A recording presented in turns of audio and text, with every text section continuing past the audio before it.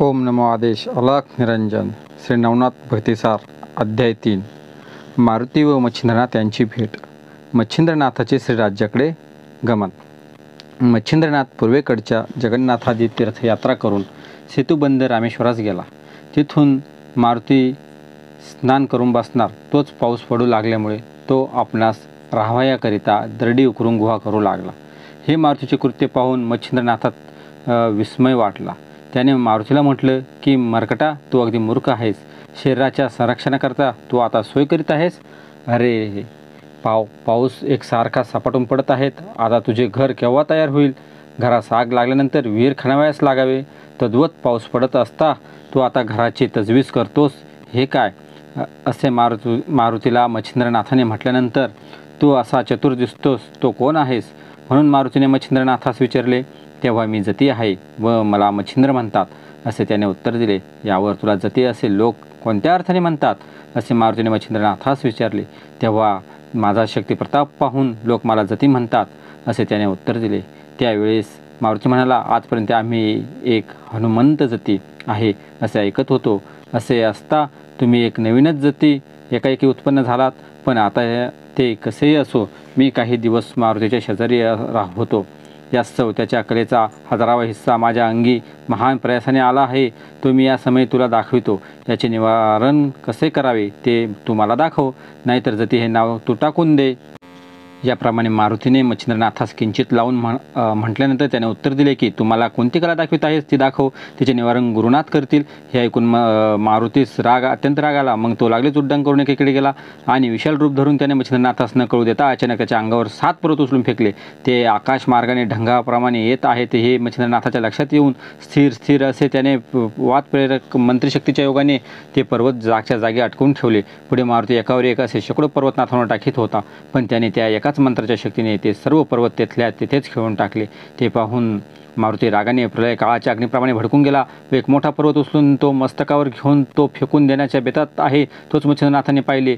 मग नाथाने समुद्राचे पाणी घेऊन वायू आकर्षण म्हणून जोराने ते मारुतीच्या अंगावर शिवून पडले आणि त्याला तिथेच जसा तसा खेळून टाकला. त्यावेळी त्याचे चलनवलन बंद झाले. मारुतीने वर हात करून मस्तकावर पर्वत धरून ठेवला होता तो तसाच राहिला. ते पाहून वायूने आपल्या पुत्रास पोटाशी धरले. नंतर त्या संकटातून सोडविण्याकरता वायूने मच्छिंद्रनाथास विनंती केली. ती नाथाने मान्य करून पुन्हा उदक मंत्रून शिंपडले. जेणेकरून पर्वत जिथल्या तेथे गेला व मारुती परिस्थितीवर आला. नंतर मारुतीने जवळ जाऊन धन्य धन्य म्हणून नाथास शाबासकी दिली. इतक्यात वायूने मारुतीस म्हटले की बाबा मारुती, तुझे या सिद्धापूर्ती काही चालवायचे नाही. याने तुला व मला बांधून टाकून अगदी दुर्बल करून टाकले. याची शक्ती अघटित आहे. तू कदाचित मला असे म्हणशील की तुम्ही आपल्या तोंडाने त्याच्या मंत्राच्या सामर्थ्याचे प्रौढी वर्णन करून दाखविला, तर माझी शक्ती ईश्वराच्या हातात आहे आणि याने आपल्या भक्तीच्या जोरावर सकल दैवते आपल्या ताब्यात करून टाकले आहे. नंतर मच्छिंद्रनाथ वायूच्या व मारुतीच्या पाया पडला आणि आपणाशी साख्यत्वाने वागण्याकरता त्याने त्यांची प्रार्थना केली. तेव्हा ते दोघे नाथास प्रसन्न चित्ताने म्हणाले की तुझ्या कार्याकरता आम्ही उभयता झटून तुला सर्व प्रकारे सहाय्य करू व पाहिजे तसे करून तुला सुख देऊ, असे प्रफुल्लित मनाने बोलून आता आपण जती आहो असे तू खुशाल सांगत जा, असे मारुतीने वरदान दिले. त्यावेळेस मच्छिंद्रनाथाने मारुतीस विचारले की हे मी जती या नावाने विख्यात होईन हे तर ठीकच आहे, पण माझ्या मनात एक शंका आली आहे, तिची आपण निवृत्ती करावी. कोणती शंका आली आहे असे मारुतीने विचारल्यावर सांगितले की तू त्रिकाळ ज्ञानी आहेस. असे असता माझ्याशी विनाकारच वितांडव कशासाठी केलास? तुझी माझ्या नागस्थाताच्या झाडाखाली पूर्वीच भेट झाली होती. त्यावेळी साबरे विद्येचे मजकून कवित्व करून तू मला वरदान दिले आहेस. असे असता तू बखडा का उत्पन्न केला? हे ऐकून मारुतीने मच्छिंद्रनाथाचे असे समाधान केले. जेव्हा तू समुद्र स्नान करीत होतास त्यावेळेस मी तुला ओळखल्यावरून तुझ्या जवळ आलो. तू कवी नारायणाचा अवतार आहेस व मत्स्यच्या पोटी जन्म घेतला हे पक्के ठाऊक होते. परंतु माझ्या मनात अशी कल्पना आली की नागश्वत्वाच्या वृक्षाखाली देवांनी जे अभिवचन तुला दिले त्या वरदानाचे सामर्थ्य कितपत आहे हे आपण एकदा पाहावे. शिवाय यापुढे तुला आणखी पुष्कळ प्रसंगामधून पार पडवायचे आहे, म्हणून तू हिंमत करून पुढे कितपत टिकाव धरशील याचाही आजमास मला अशा रीतीने पाहता आला. असो, नंतर मारुती म्हणाल तू आता येथेतून श्रीराज्यात जा, तिथे खुशाल आईशी आराम कर. तुझी भेट हे एक फारच चांगले झाले. तुझ्या हातून माझ्या मस्तकावरचा भार उतरवला जाईल. मग असे कोणते ओझे तुझ्यावर पडले आहे? मच्छिंद्रनाथाने विचारल्यावर मारुतीने मुळांभरापासून सर्व कच्चा मजकूर त्यास सांगितला. मारुती म्हणाला, योगेश्वरा, लंकेच्या रावणाच्या जीवे मारून रामचंद्र सीतेस घेऊन अयोध्येस येत असता तिच्या मनात आले की मारुती निसंशय रामाचा पक्का दास आहे, यास्तव आपल्या हातून त्याचे होईल तितके कल्याण करावे, म्हणजे ह्याचे लग्न करून देऊन संपत्ती संतती सर्व अनुकूल करून देऊ, सर्व सुख संपन्न करावे. स्त्री वाचून संसारात सुख नाही तर ती करून देऊन याचकडून सर्व संसार करावा. परंतु हा ब्रह्मचारी असल्याने माझे भाषण मान्य करेल की नाही असा संशय तिच्या मनात आला. मग तिने मला गृहस्थाश्रमी करण्याकरता व मला वचनात गोवून टाकण्यासाठी आपल्याजवळ बोलविले व ममतेने माझ्या तोंडावरून हात फिरवला. नंतर सीतामाता म्हणाली मला, बा मारुती, तू तिन्ही लोकांमध्ये धन्य आहेस. माझे एक तुझ्याजवळ मागणे आहे, ते तू देशील तर फारच उत्तम होईल. मी सांगेन ते माझे वचन तू सहसा नाकबूल करणार नाही. अशा प्रकारचे सीतेचे भाषण ऐकून मला संतोष वाटला. मग कोणते काम आहे असे मी तिला विचारले. परंतु मी आपले वचन दिल्या वाचून ते आपला हेतू मला कळविना. असे पाहून मी तिला वचन देऊन तिची आज्ञा मान्य करण्याच्या मनापासून कबूल केले.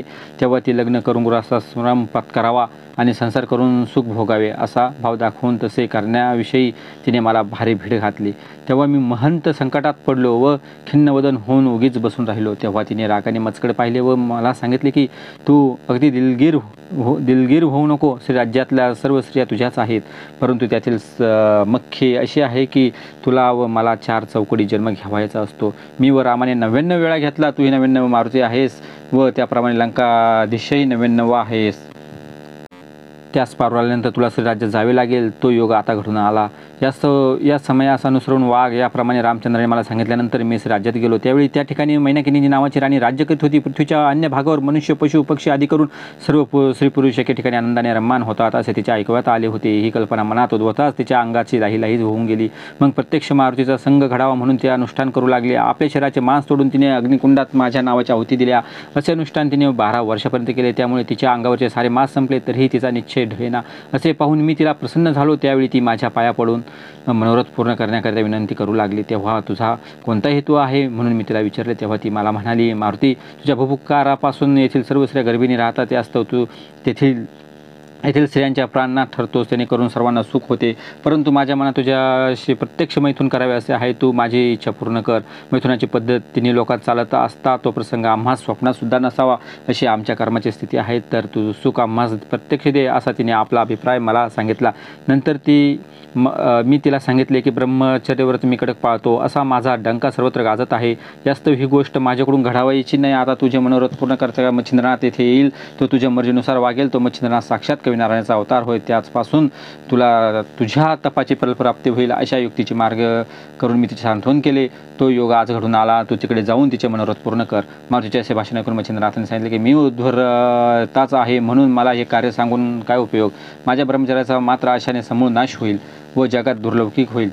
म्हणून हे कुकर्म मला सांगू नये. तशातच श्रीसंग हे अपकीर्तीचे भांडार होय, म्हणून ही गोष्ट करावी असे माझ्या मनातही येत नाही. अशा प्रकारचे मच्छिंद्रनाथाचे भाषण ऐकून मारुतीने त्यास सांगितले की ह्या नदीकालापासून राठी चालत आली आहेत, म्हणून भोगल्याचा दोष नाही. असे 99 मारुती तसेच 99 मच्छिंद्रनाथ असं क्रम चालत आला आहे. तुझ्या पोटी मिन्नात म्हणून पुत्र होईल, त्याची सूर्यासारखी कीर्ती प्रगट होईल, असे मारुतीने त्यास सांगितले. त्याचे मन वळवून घेतले. मग मारुतीच्या म्हणण्यास मान देऊन मच्छिंद्रनाथ राज्यात जाण्यास कबूल झाला व एकमेकांस नमस्कार करून ते दोघेजण मार्गस्थ झाले. या प्रकारे 3रा अध्याय समाप्त झाला. आदेश अलख निरंजन. ओम चैतन्य सिद्ध सद्गुरु श्री गोरक्षनाथाय नमो. आदेश अलख